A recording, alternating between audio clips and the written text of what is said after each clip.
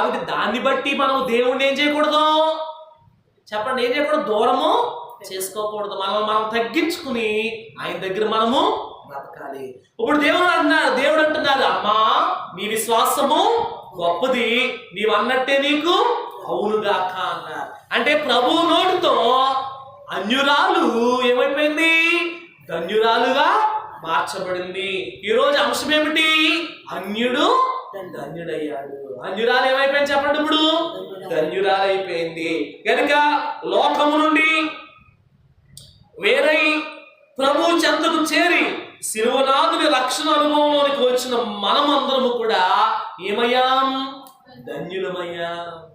ప్రభు చెంతకు చేరి ప్రభు నీడకు చేరిన కానాను స్త్రీ అనబడిన అన్యురాలు ప్రభు చెంతకు వచ్చుటను బట్టి, ప్రభు చెంతకు చేరుటను బట్టి ఏమైపోయింది?